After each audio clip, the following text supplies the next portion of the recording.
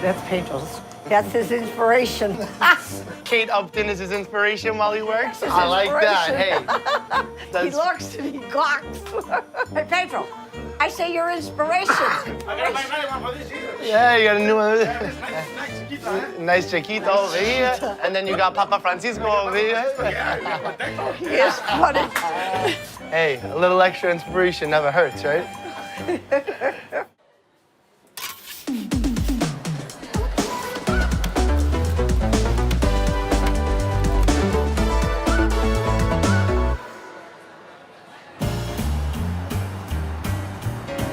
I've never been to Chicago, but I've heard about the pizza. I'm from Brooklyn, so this style is clearly different from what I grew up with. But I'm open to trying anything. I thought Chicago was a one-note pizza city. It was deep dish or bust. But I quickly learned the opposite. This city's pizza game is on point. If you want a crash course in Chicago history and deep dish pizza, you gotta go see Tim Samuelson. It's a great pizza culture, that's for sure. And as you can see, I've done a lot of research. I have too. All right, enough talking about this. Enough talking. Let's eat it. And here it is, the original Pizzeria Uno. The real thing came out of the same place where it was invented in 1943. Pizza lesson. You can see the taper of the crust. The crust is at the bottom, but you see that line right there? Oh, yeah. That's solid mozzarella. And then piled on top of that, sausage, and then you have the tomato sauce on top. It's built upside down. It's beautiful. Even though there's a lot going on, the ratios are good. You still taste the sausage, you taste the cheese, you taste the crust. It tastes like a pretty basic tomato sauce, not too much added to it. It's just solid. And I guess that kind of goes with the whole theme, right? It's just kind of basic, no nonsense, but there's still an art how you put it together.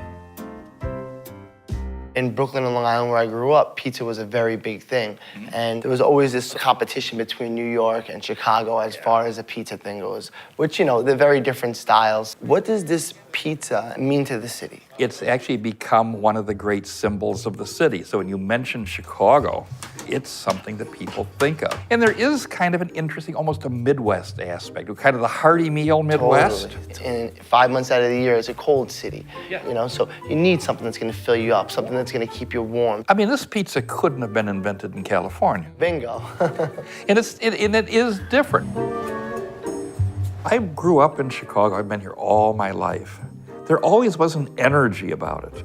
Chicago was a city where almost everybody came from somewhere else. Chicago was a city that kind of grew out of nothing. So there was no set traditions on how you should do anything.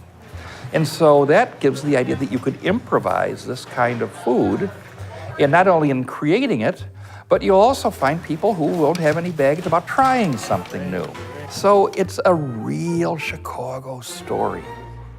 Because if you're going to tell the story of Chicago pizza, the king creator is Rick Ricardo. And Rick Ricardo, in 1943, opens a bar there and tries to figure out an interesting thing for kind of bar food to go along with the drinks. The Pizzeria Uno is the descendant of that original pizzeria.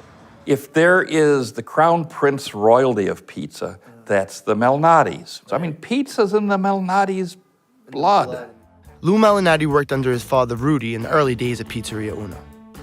He grew up in the pizzeria and eventually went on to open his own place, Lou Malnati's in Lincolnwood.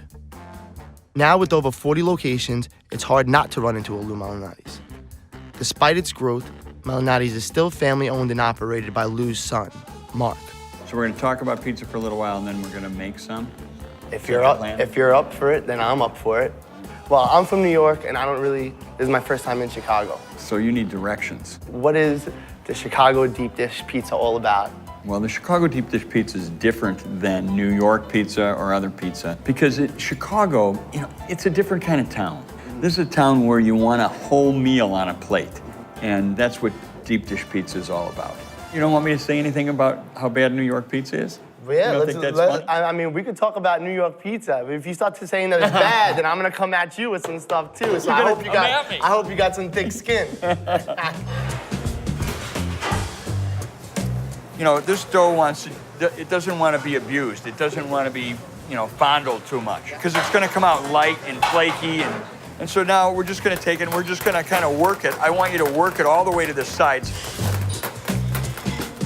When did you get into the business? I started at 15, but full-time, I went right out of college, 22. So you're a pizza lifer. This has been your only job? It is. I'm unemployable. Yeah. So. And now, just kind of use your fingers and pull it up, but don't break it. Only rookies put holes in it. We're not gonna make any rookie mistakes today. All right. It's on amateur night. All right. This is Wisconsin mozzarella. Okay. Now, why do you imagine that I use the cheese as a base?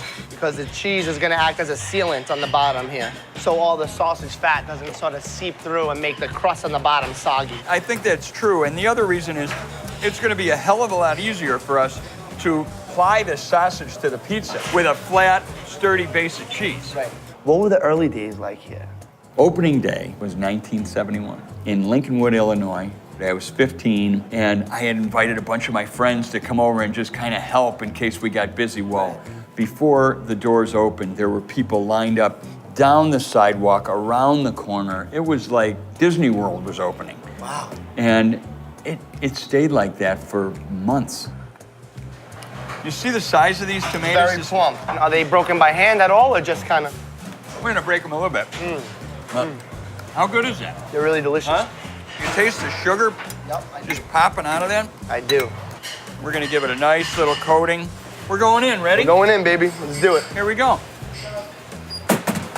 And we'll check back in about 25 minutes. Pull that out. All right, look at that. That looks great. Yeah. A little bit of stretch. Bellissimo. Is this too much to ask from a New Yorker to eat it with a knife and fork? You know what? I'm Sicilian, so I come from a place where we cook pizza in pans, you know, and we do sauce on the top. This isn't so far from my universe, you know? Beautiful. So I really do. So we can agree. We can agree. This is beautiful. We can agree. Instead of brawling, we're hugging at the end. All right, That's a this good is thing. Well, pizza toast. Salud. Salute.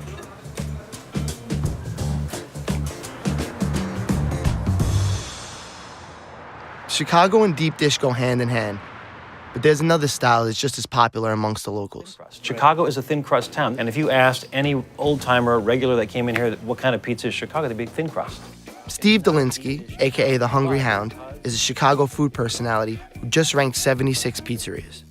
It was the bane of my existence for over a summer, pretty much. So I saw one of these typical roundups online, the 7 hottest pizzas in Chicago right now, and I disagree with most of them. I'm gonna do a pizza roundup called the Pizza Quest. It sounds great on paper. I'm gonna eat pizzas for 2 months. That's all I'm gonna eat.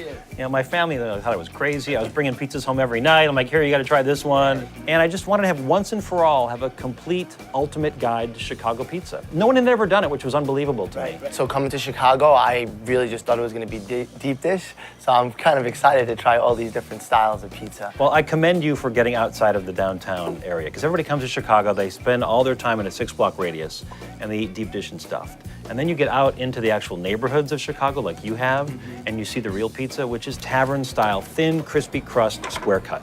This is a very Chicago thing. It started working-class neighborhoods. And it's like a finger food, right? It was meant to be at the bar, so you're drinking, and you could just pick it up and eat it quickly. So what is your #1 pick for tavern-style thin? Well, this is Vito and Nick's, and it is, you know, true tavern style, Chicago legend. It's always on the top 5, top 10 list of anybody who does a pizza roundup in Chicago. Been here for 70+ years. Rose is still back in the kitchen almost every day. Ooh. All right, now we're talking. Perfect. Thank you very much, Rose. Beautiful. Look at that sausage. Sausage. Oregano. I love looking at these bubbles. It's just go for it. Making me happy. I like the end pieces. I like the little crispy on the end. Yeah, yeah. There's a lot of flavor in each one. There's just enough cheese. Really nice thin crust, but it's really crispy and really holds up to the toppings on it. Totally holds up to the toppings. Doesn't overwhelm it. I kind of can't stop eating it right now. Because I'm hungry. I am too. But it's really good. I haven't eaten this much since my quest, and so here I am at Vito and Nick's. Oh, me and you are gonna crush this pot by the time this interview is done, that's for sure. Yeah.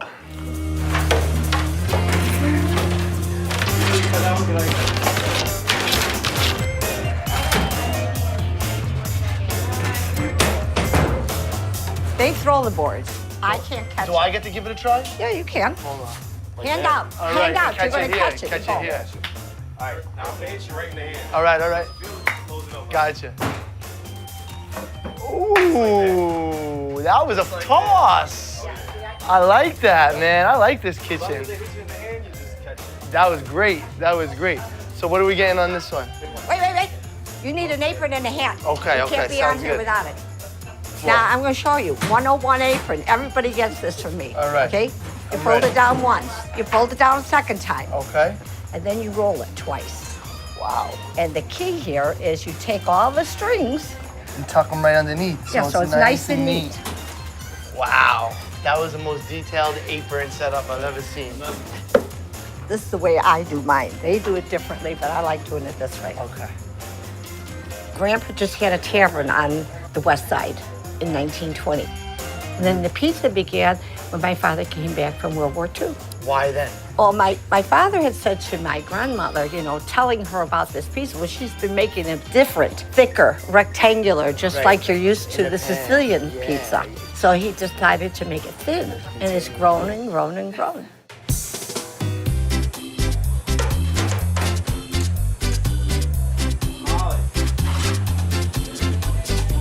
Gonna make it?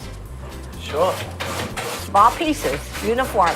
Make a cross. You have to push them in. Give them here. You want to kind of almost smash it so it stays in here. I mean, I've been here since they've opened. I've been working this over 60 years. At the first place, when you guys first started making pizza and Well, you I started was getting making pizza when I was very young. I Right. started cooking with my grandmother. I was like 5 or 6 years old. So you do quite a bit of the cooking. I do quite a bit. And as far I as oversee making sure everything is done correctly. I'll go in the kitchen if they need help. Doesn't make a difference. Wherever you gotta be, that's where you what go. you do. So you started with a little bit of cheese and you ended with a little bit of cheese. And on the top, sprinkle your oregano. All right. Give it a generous amount. Generous amount, a little bit That's more than fine. that.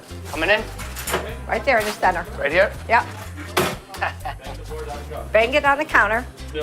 Then that tells them you're going to throw a board. Oh, okay, I gotcha.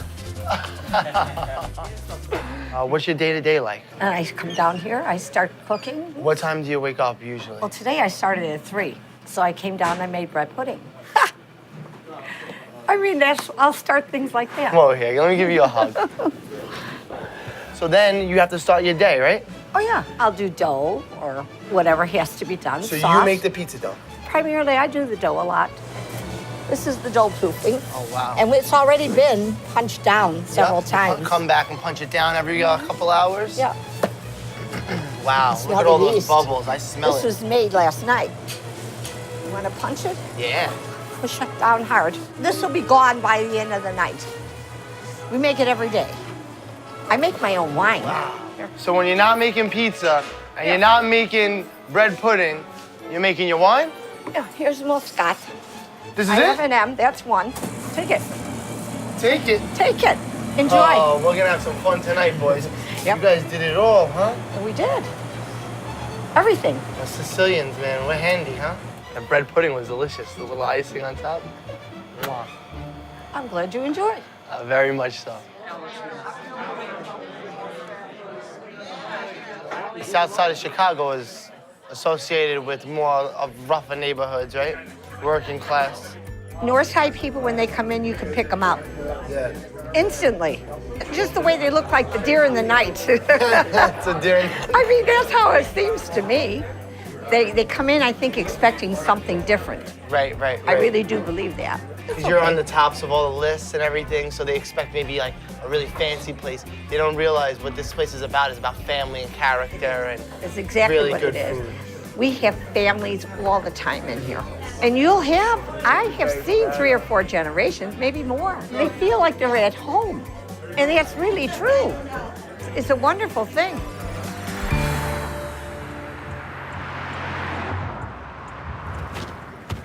Steve also told me about another one of his favorite pizzerias, Freddy's in Cicero, just 8 miles outside of the city. This place is run by Joe Quercia, and when I walked in, I felt right at home. The horns, Sicilian playing cards, all the stuff that Italian record stores have. I think me and Joe are gonna get along. We're going to see more stuff out. Hey, Come on. Francesco, piacere. Piacere mio. This stuff all looks amazing. I mean, obviously you make it all fresh every day, Every right? day. Every day. And then we make our own homemade bread. What do we have over here? This is something that's This is timballo. timballo, Yeah, that's my version like we make in the South. like a macaroni pie. Correct. And of course, we put peas. In Naples, we peas. put a lot of peas. Your story coming here to America and working at Freddy's, where did it all Well, it started, it was in 1968. I came here from Naples, and we lived in Cicero. At that time, I was about 13 years old. Somehow, my dad asked me if I could go with him to a store. Somehow, on the way back, we took a different direction. We got lost. So I just happened to see there was a sign outside that says Freddy's Italian Lemonade. So I said, oh my gosh, somebody's got to speak Italian here to give us the right directions. So I walked in and I asked the man the directions, and plus I asked for the job. I worked for 5 years and the place was up for sale. I just graduated from high school and I put some money together. So and I you were bought the only place. 18, 19 years old? I when was you 19 years old when I bought it. This is my only job in this country. That was it. And so were you the main pizza man back then? Yes, I was making all the pizzas, and I still make some. This is we call it bakery style, Sicilian style. Yeah, this is So- like very much like a New York style Sicilian Yeah. pizza. How many different pizzas do you make here? This is one. Then we have this one here. This is a round deep dish. Okay, this is with fresh sausage. Wow. No pre-cooked. This is what I think of when I think of Chicago pizza. Yes. This is we call it Chicago style. And we use the fresh sausage on top. Now this is, to me, is a skill in it in itself, the way he's breaking up Yeah. the sausage, you know? This is the margherita style. Okay. Okay, go ahead, stretch it out. You know how to do it. Oh, this still feels good. He has the dough proofing, which I really like because it adds Sponginess. It adds a sponginess to it. If you stretch it and you let it wait, like, even 10, 15 minutes, you make so much difference. Best thing is simplicity. It will be the dough, the fresh mozzarella, and the tomatoes. That's what makes it all together. Yeah. This is Okay. my pizza. How'd I do? Good. Put a little basil on top. That's it. You want to have a slice now or later? Sure, sure. Okay. Oh, now you're talking my language. Fried calamari right on top of the pizza. Can we convince you to open up one of these in Brooklyn? No, no.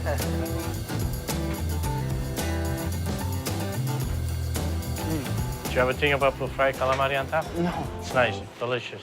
This is the best breakfast I've had all week.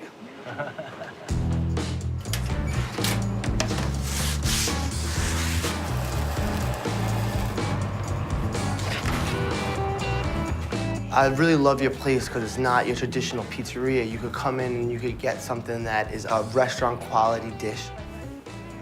Or you could just have a simple slice of pizza. It's not easy, but when you enjoy doing this, and of course at the end of the week it's rewarding. Why not? We have a great life. I have a great wife. And can't ask for more than that. We met in 1978. I worked at a bank and it was real busy and I was a student and I just wanted to go home. And my mother turned the car around and said, I want one of those pizzas and we're going there. So I came in here to order a pizza. So then he started talking to me and the pizza was taking forever and I was getting a little aggravated. So he said, do you have a boyfriend? I said, well, if you don't have a boyfriend, I want your phone number. I said, fine. Here's my phone number. Can I please have my pizza? I really have to go. Joe called me a week later. I think I called him John when he called. So I just said, look, I'm really busy. Don't really have time for anyone's BS. I said, oh no, let's just go out. I took her to the Playboy Club. We had something to eat, we danced. We had an interesting evening. We also take dancing lessons 3 times a week. Oh, we do the cha-cha, the rumba, the tango, waltz, salsa. It's really interesting, really nice. 1, 2, 3, 1. We tried bowling, and then Joe pulled his back, and I pulled my shoulder and my Oh, neck. didn't work So out. If they get done working, you want to have a little recreation. You just don't want to go home, sit around, and so we figured dancing, which is nice. 1, 2, 3, 4, 5, 6, 7, 8, 9, better. 10, 11, 12. More symmetrical, better design, better feel for the lady.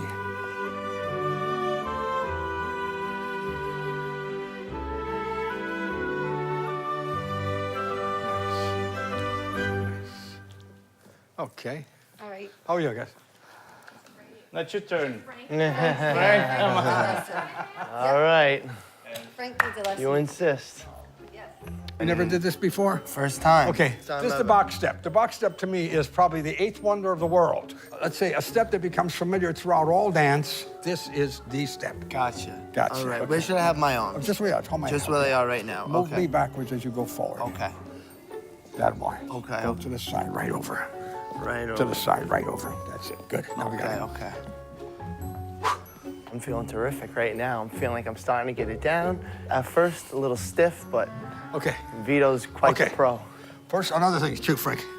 The shoes you're wearing. Mm-hmm. Gotta go. Yeah, They don't come I out. got kitchen clogs on Okay, right good. now. Feel the shoe. Just feel it. Wow. Grab it, grab it. See? Yeah. Now that shoe is a part of my foot. You're Right, walking on an right. object. Right. May as well be like two by fours. You're walking on two Should I just lose them? Go on my socks? If you want to. All right. Why not? Why not? Now, Gotcha. here goes the box now. Walk. Here. Your ankles will call me. Everywhere you go, your ankles will call me. Good.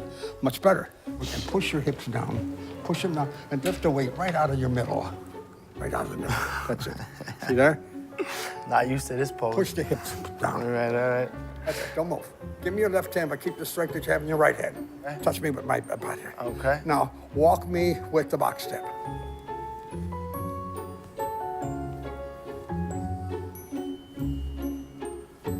How's that? Very nice. Better? Very nice. You are quite the teacher.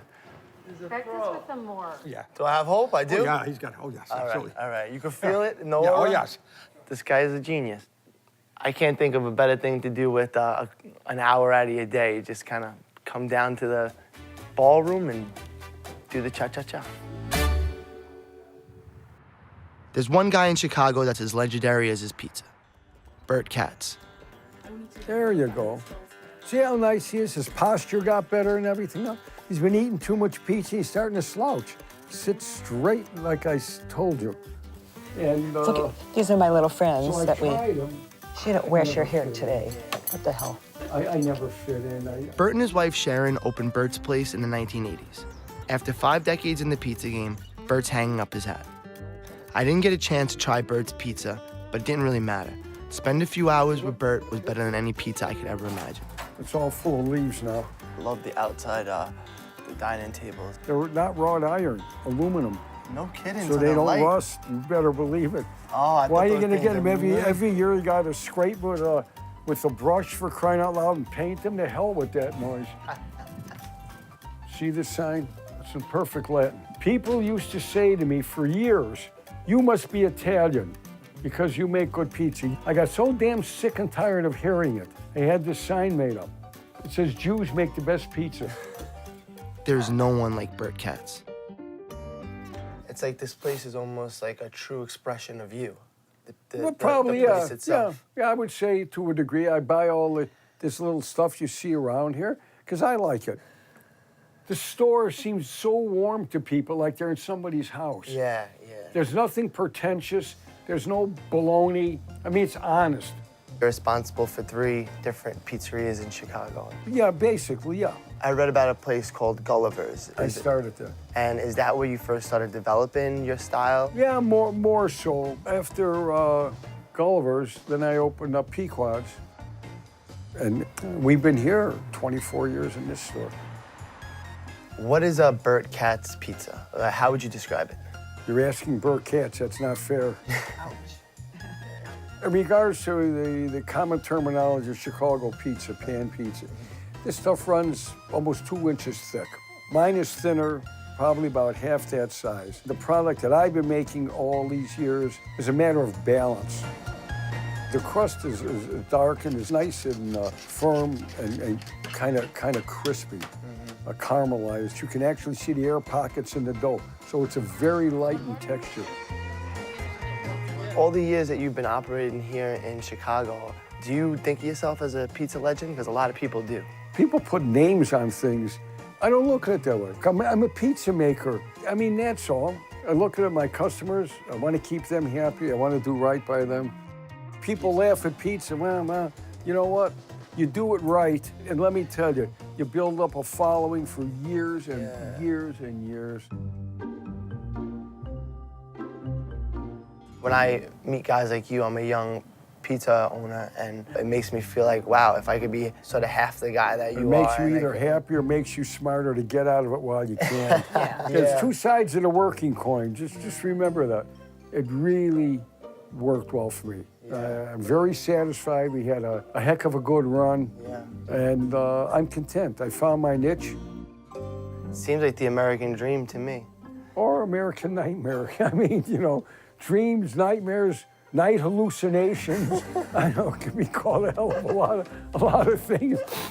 It's all perspective. It's all perspective, let me tell you. After meeting so many great people here, it's hard to believe that this is my first trip to Chicago. From deep dish to tavern-style thin, there are no fast and hard rules here when it comes to pizza. There's just one constant: the great people. These people are truly the salt of the earth.